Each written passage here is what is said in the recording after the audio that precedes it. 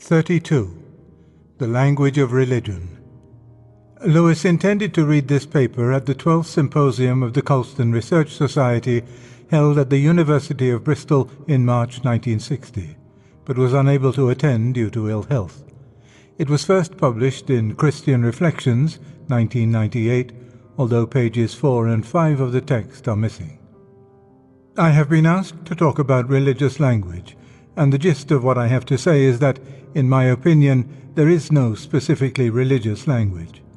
I admit, of course, that some things said by religious people can't be treated exactly as we treat scientific statements. But I don't think that is because they are specimens of some special language. It would be truer to say that the scientific statements are in a special language.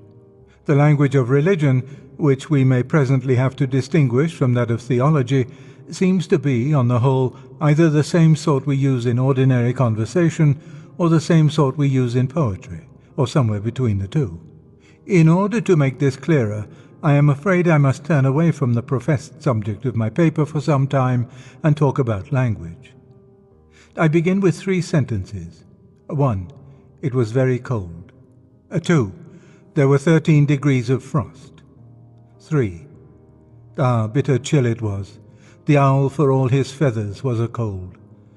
The hare limped trembling through the frozen grass, and silent was the flock in woolly fold. Numbed were the beadsman's fingers.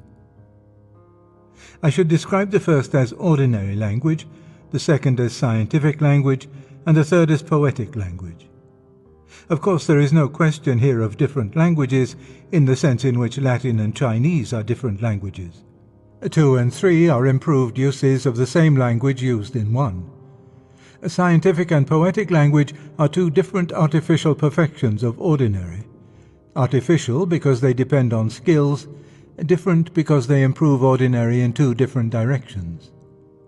Notice also that ordinary could advance a little towards either, so that you could pass by degrees into scientific or poetic. For very cold you could substitute freezing hard, and for freezing hard, freezing harder than last night. That would be getting nearer to the scientific. On the other hand, you could say bitterly cold, and then you would be getting nearer the poetic. In fact, you would have anticipated one of the terms used in Keats's description. The superiority of the scientific description clearly consists in giving for the coldness of the night a precise quantitative estimate which can be tested by an instrument. The test ends all disputes. If the statement survives the test, then various inferences can be drawn from it with certainty, e.g., various effects on vegetable and animal life can be predicted. It is therefore of use in what Bacon calls operation. We can take action on it. On the other hand, it does not, of itself, give us any information about the quality of a cold night, does not tell us what we shall be feeling if we go out of doors. If, having lived all our lives in the tropics, we didn't know what a hard frost was like, the thermometer reading would not of itself inform us. Ordinary language would do that better. Your ears will ache. You'll lose the feeling in your fingers. You'll feel as if your ears were coming off. If I could tell you, which unhappily I can't, the temperature of the coldest water I ever bathed in, it would convey the reality only to the few who had bathed in many temperatures and taken thermometer readings of them. When I tell you it was so cold that at first it felt like scalding hot water, I think you will get a better idea of it. And where a scientific statement could draw on no experience at all, like statements about optics made to a student born blind, then, though it might retain its proper virtues of precision, verifiability, and use in operation, it would, in one sense, convey nothing. Only in one sense, of course. The blind student could, presumably, draw inferences from it and use it to gain further knowledge. I now turn to the poetic. Its superiority to ordinary language is, I am afraid, a much more troublesome affair. I feel fairly sure what it does not consist in. It does not consist either in discharging or arousing more emotion. It may often do one of these things or both, but I don't think that is its differentia. I don't think our bit of Keats differs from the ordinary "it was very cold" primarily or solely by getting off Keats's chest mere dislike of cold nights, nor by arousing mere dislike in me. There is, no doubt, some mere getting off the chest in the exclamation, "ah," and the catachresis, "bitter." Personally, I don't feel the emotion to be either Keats's or mine. It is, for me, the imagined people in the story who are saying, "ah," and "bitter," not with the result of making me share their discomfort, but of making me imagine how very cold it was. And the rest is all taken up with pictures of what might have been observed on such a night. The invitation is not to my emotions, but to my senses. Keats seems to me to be simply conveying the quality of a cold night, and not imposing any emotions on me, except, of course, the emotion of pleasure at finding anything vividly conveyed to the imagination. He is, in fact, giving me all that concrete, qualitative information which the scientific statement leaves out. But then, of course, he is not verifiable, nor precise, nor of much use for operation. We must not, however, base our view on a single passage which may have been unfairly chosen. Let us begin at quite another point. One of the most obvious differences between all the poetry I have ever read and all the straight prose, I say straight to exclude prose which verges on the poetic, is this simple one, hardly ever stated. The poetry contains a great many more adjectives. This is perfectly obvious. From Homer, who never omits to tell us that the ships were black and the sea salty, or even wet, down to Eliot with his hollow valley and multifoliate rose, they all do it. Poets are always telling us that grass is green, or thunder loud, or lips red. It is not, except in bad poets, always telling us that things are shocking or delightful. It does not, in that direct way, attempt to discharge or excite emotion. On the contrary, it seems anxious to bombard us with masses of factual information which we might, on a prose view, regard as irrelevant or platitudinous. Here, pages 4 and 5 of the manuscript are missing. Page 6 begins as follows. In order to discharge an emotion, it is not necessary that we should make it clear to any audience. By expression, I mean that sort of utterance which will make clear to others how we are feeling. There are, of course, any number of intermediate stages between discharge and expression, but perfect expression in the presence of the perfect hearer would enable him to know exactly how you are feeling. To what extent this involves arousing the same emotion or a replica of it in him, in other words, to what extent the perfect expression would be emotive, I don't know. But I think that to respond to expression is, in principle, different from having an emotion aroused in one, even though the arousing of some sort of phantom emotion may always be involved. There seems to me to be a difference between understanding another person's fear because he has expressed it well, and being actually infected by his fear, as so often happens. Or again, there seems to be a difference between understanding the feelings of Shakespeare's Troilus before his assignation and being infected by similar feelings as the writer of pornography intends to infect us. But the really important point is the third one. Even if poetic language often expresses emotion and thereby, to some undefined extent, arouses emotion, it does not follow that the expression of emotion is always its sole or even its chief function. For even in ordinary language, one of the best ways of describing something is to tell what reactions it provoked in us. If a man says, "They kept their rooms terribly overheated. Before I'd been in there 5 minutes, I was dripping," he is usually not concerned, as an end in itself, with giving us autobiographical fact that he perspired. He wants to make us realize how hot it was, and he takes the right way. Indeed, in the last resort, there is hardly any other way. To say that things were blue, or hard, or cool, or foul-smelling, or noisy, is to tell us how they affected our senses. To say that someone is a bore, or a decent chap, or revolting, is to tell how he affected our emotions. In the same way, I think that poetic language often expresses emotion not for its own sake, but in order to inform us about the object which aroused the emotion. Certainly, it seems to me to give us such information. Burns tells us that a woman is like a red, red rose, and Wordsworth that another woman is like a violet by a mossy stone half hidden from the eye. And now, of course, the one woman resembles a rose and the other a half-hidden violet, not in size, weight, shape, color, anatomy, or intelligence, but by arousing emotions in some way analogous to those which the flowers would arouse. But then we know quite well what sort of women, and how different from each other, they must have been to do so. The two statements do not in the least reduce to mere expressions of admiration. They tell us what kind of admiration, and therefore what kind of woman. They are even, in their own proper way, verifiable or falsifiable. Having seen the two women, we might say, I see what he meant in comparing her to a rose, and I see what he meant in comparing her to a violet, or might decide that the comparisons were bad. I am not, of course, denying that there are other love poems, some of Wyatt's, for example, where the poet is wholly concerned with his own emotions and we get no impression of the woman at all. I deny that this is the universal rule. Finally, we have those instances where poetic language expresses an experience which is not accessible to us in normal life at all, an experience which the poet himself may have imagined and not, in the ordinary sense, had. An instance would be when Asia, in Prometheus Unbound, says, "My soul is an enchanted boat." If anyone thinks this is only a more musical and graceful way of saying, "Gee, this is fine," I disagree with him. An enchanted boat moves without oar or sail to its destined haven. Asia is at that moment undergoing a process of transfiguration, almost of apotheosis. Effortless and unimpeded movement to a goal desired but not yet seen is the point. If we were experiencing Asia's apotheosis, we should feel like that. In fact, we have never experienced apotheosis, nor probably has Shelley. But to communicate the emotion which would accompany it is to make us know more fully than before what we meant by apotheosis.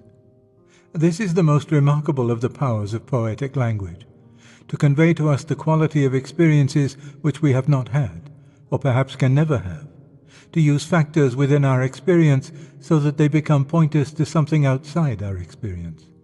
As two or more roads on a map show us where a town that is off the map must lie. Many of us have never had an experience like that which Wordsworth records near the end of Prelude 13.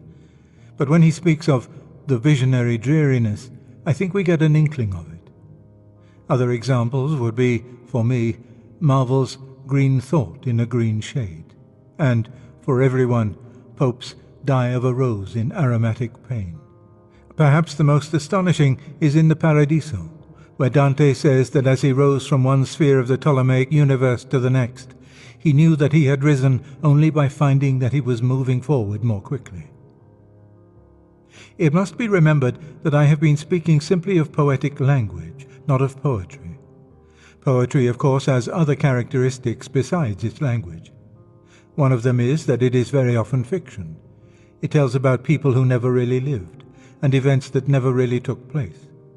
Hence, Plato's jibe that the poets are liars. But surely it would be a great confusion to attach the note of fiction to every specimen of poetic language. You just can't tell whether Keats's description is of a winter night that really occurred, or of one he imagined. The use of language in conveying the quality of a real place or person or thing is the same we should need to convey the quality of a feigned one. My long and perhaps tedious digression on poetic language is now almost at an end. My conclusion is that such language is by no means merely an expression nor a stimulant of emotion, but a real medium of information, which information may, like any other, be true or false. True as Mr. Young on Weirs, or false as the bit in Beowulf about the dragon sniffing along the path. It often does stimulate emotion by expressing emotion, but usually in order to show us the object to which such emotion would be the response. A poet, Mr. Robert Conquest, has put something like my view. Observation of real events includes the observer, heart and all. The common measurable features are obtained by omitting this part. But there is also a common aspect in the emotional, shared by other members of the species. This is conveyed by art. The poem combines all these. Because events, as real events really are, and feigned events would really be if they occurred, cannot be conveyed without bringing in the observer's heart and the common emotional reaction of the species, it has been falsely concluded that poetry represented the heart for its own sake, and nothing but the heart. But I must not go too far. I think poetic language does convey information, but it suffers from two disabilities in comparison with scientific. One, it is verifiable or falsifiable only to a limited degree, and with a certain fringe of vagueness.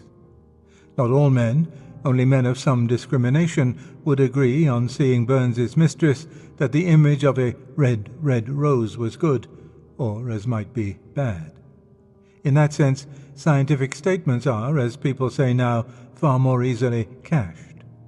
But the poet might of course reply that it always will be easier to cash a cheque for 30 shillings than one for £1,000. That the scientific statements are cheques, in one sense, for very small amounts, giving us, out of the teeming complexity of every concrete reality, only the common measurable features. 2. Such information as poetic language has to give can be received only if you are ready to meet it halfway. It is no good holding a dialectical pistol to the poet's head and demanding how the deuce a river could have hair, or thought be green, or a woman a red rose. You may win, in the sense of putting him to a nonplus, but if he had anything to tell you, you will never get it by behaving in that way. You must begin by trusting him. Only by so doing will you find out whether he is trustworthy or not. Credo ut intelligam, it is time some theological expression came in, is here the only attitude. And now, as I see it, the language in which we express our religious beliefs and other religious experiences is not a special language, but something that ranges between the ordinary and the poetical. But even when it begins by being ordinary, it can usually, under dialectical pressure, be found to become either theological or poetical. An example will best show what I mean by this trichotomy. I think the words, "I believe in God," are ordinary language. If you press us by asking what we mean, we shall probably have to move in one of two directions. We might say, "I believe in incorporeal entity, personal in the sense that it can be the subject and object of love, on which all other entities are unilaterally dependent." That is what I call theological language, though far from a first-class specimen of it. In it, we are attempting, so far as is possible, to state religious matter in a form more like that we use for scientific matter. This is often necessary for purposes of instruction, clarification, controversy, and the like. But it is not the language religion naturally speaks. We are applying precise and therefore abstract terms to what for us is the supreme example of the concrete. If we do not always feel this fully, that, I think, is because nearly all who say or read such sentences, including unbelievers, really put into them much that they know from other sources, tradition, literature, etc. But for that, it would hardly be more information than "there are 15 degrees of frost" would be to those who had never experienced frost. And this is one of the great disadvantages under which the Christian apologist labors. Apologetics is controversy. You cannot conduct a controversy in those poetical expressions which alone convey the concrete. You must use terms as definable and univocal as possible, and these are always abstract. And this means that the thing we are really talking about can never appear in the discussion at all. We have to try to prove that God is, in circumstances where we are denied every means of conveying who God is. It is faintly parallel to the state of a witness who has to try to convey something so concrete as the known character of a friend under cross-examination. Under other conditions, he might possibly succeed in giving you a real impression of him, but not under hostile cross-examination. You remember Hamlet's speech to Horatio. "Horatio, thou art e'en as just a man," etc. But you could never have had it in a witness box. That, then, is one way in which we could go on from "I believe in God," the theological, in a sense alien to religion, crippling, omitting nearly all that really matters, yet, in spite of everything, sometimes successful. On the other hand, you could go on, following the spontaneous tendency of religion, into poetical language. Asked what you meant by God, you might say, "God is love," or the Father of lights, or even underneath are the everlasting arms. From what had gone before, you will understand that I do not regard these poetical expressions as merely expressions of emotion. They will, of course, express emotion in any who utters them, and arouse emotion in any who hears them with belief. But so would the sentence, 50 Russian divisions landed in the south of England this morning. Momentous matter, if believed, will arouse emotion whatever the language.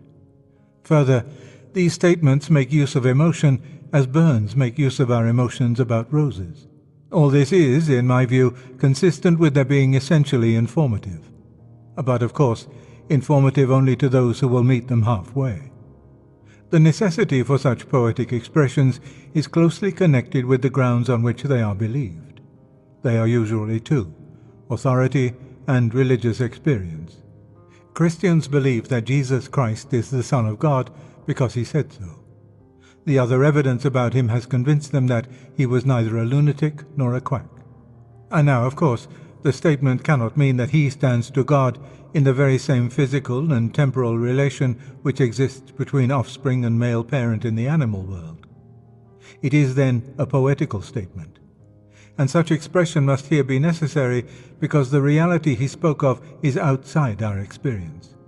And here, once more, the religious and the theological procedure diverge.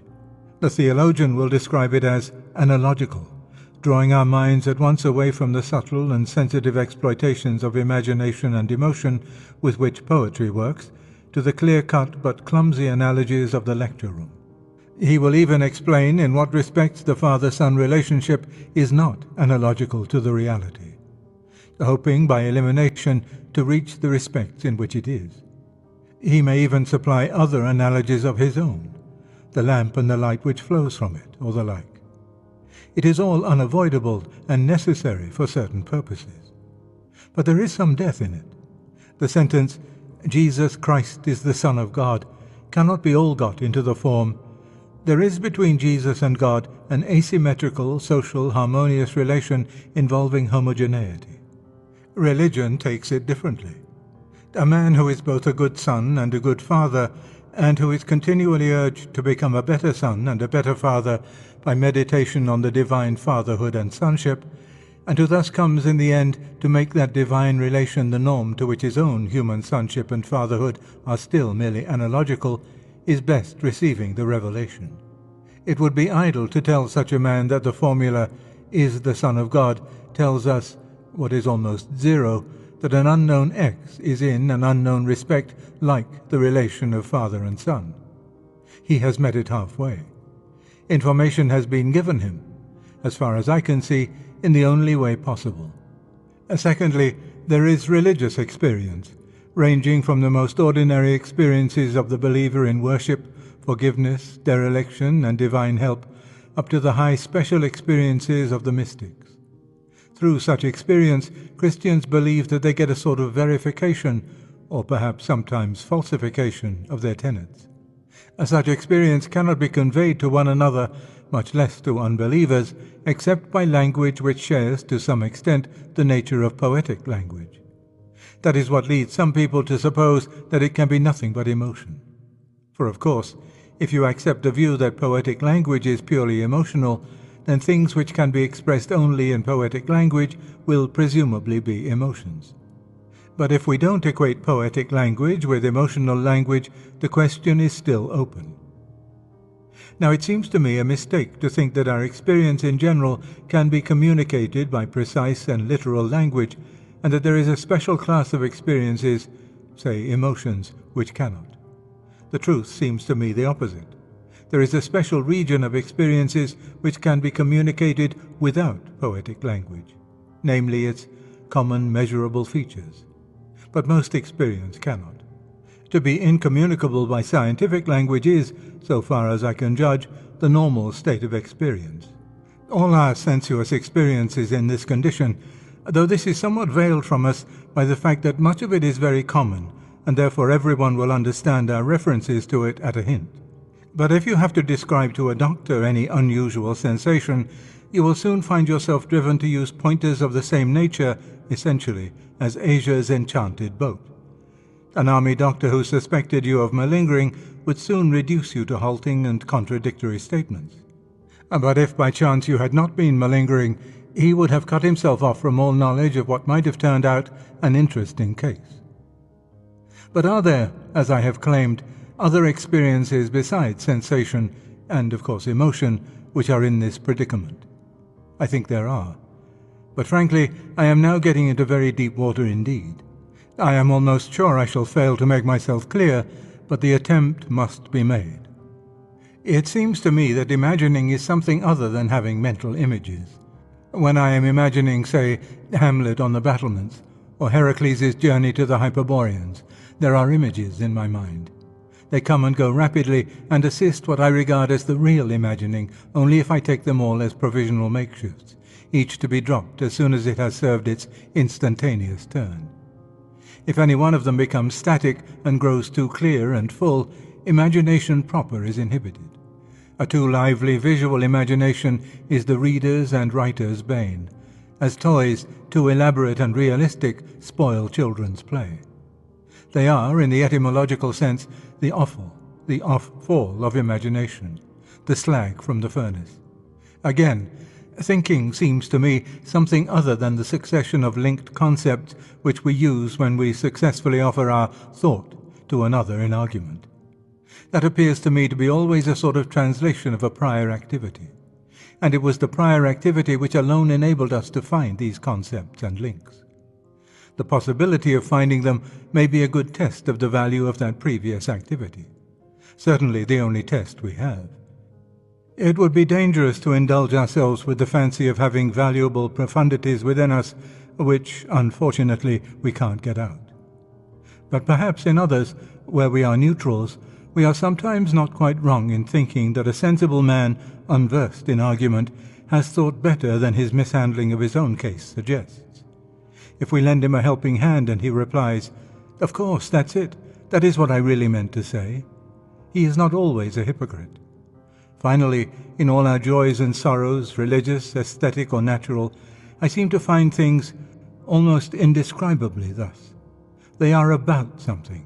They are a byproduct of the logically prior act of attending to or looking towards something. We are not really concerned with the emotions.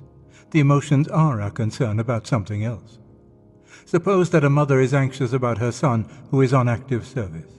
It is no use going to her with the offer of some drug or hypnotism or spell that would obliterate her anxiety. What she wants is not the cessation of anxiety, but the safety of her son. I mean on the whole. On one particular wakeful night she might, no doubt, be glad of your magic. Nor is it any use offering her a magic which would prevent her from feeling any grief if her son were killed. What she dreads is not grief, but the death of her son. Similarly, it is no use offering me a drug which will give me over again the feelings I had on first hearing the overture to the magic flute. The feelings, by themselves, the flutter in the diaphragm, are of very mediocre interest to me. What gave them their value was the thing they were about. So in our Christian experiences, no doubt we experience sorrow when we repent and joy when we adore, but these were byproducts of our attention to a particular object. If I have made myself at all clear, but I probably have not, you see what for me it adds up to. The very essence of our life as conscious beings, all day and every day, consists of something which cannot be communicated except by hints, similes, metaphors, and the use of those emotions, themselves not very important, which are pointers to it. I am not in the least talking about the unconscious as psychologists understand it. At least, though it cannot be fully introspected, this region is, in many of us, very far from unconscious. I say, in many of us. But I sometimes wonder whether we may not be survivals. Evolution may not have ceased, and in evolution a species may lose old powers as well as acquire, possibly in order to acquire, new ones. There seem to be people about to whom imagination means only the presence of mental images, not to mention those like Professor Ryle who deny even that, to whom thought means only unuttered speech, and to whom emotions are final, as distinct from the things they are about. If this is so, and if they increase, then all real communications between them and the earlier type of man will finally be impossible. Something like this may be happening. You remember Wells's Country of the Blind. Now its inhabitants, being men, must have descended from ancestors who could see. During centuries, a gradual atrophy of sight must have spread through the whole race. But at no given moment, till it was complete, would it probably have been equally advanced in all individuals. During this intermediate period, a very interesting linguistic situation would have arisen. They would have inherited from their unblind ancestors all the visual vocabulary, the names of the colors, words like see and look and dark and light. There would be some who still used them in the same sense as ourselves, archaic types who saw the green grass and perceived the light coming at dawn. There would be others who had faint vestiges of sight, and who used these words with increasing vagueness to describe sensations so evanescent as to be incapable of clear discrimination. The moment at which they begin to think of them as sensations in their own eyeballs, not as externals, would mark an important step. And there would be a third class who had achieved full blindness, to whom see was merely a synonym for understand, and dark for difficult. And these would be the vanguard, and the future would be with them. And a very little cross-examination of the archaic type that still saw would convince them that its attempt to give some other meaning to the old visual words was merely a tissue of vague, emotive uses and category mistakes. This would be as clear to them as it is clear to many modern people that Job's words, "But now mine eye hath seen thee, wherefore I abhor myself and repent in dust and ashes," are, and can be, nothing but the expression of an emotion. As I say, this sometimes crosses my mind, but I am full of doubts about the whole subject, and everything I have said is merely tentative. Perhaps I should also point out that it is not apologetics. I have not tried to prove that the religious sayings are true, only that they are significant, if you meet them with a certain goodwill, a certain readiness to find meaning. For if they should happen to contain information about real things, you will not get it on any other terms.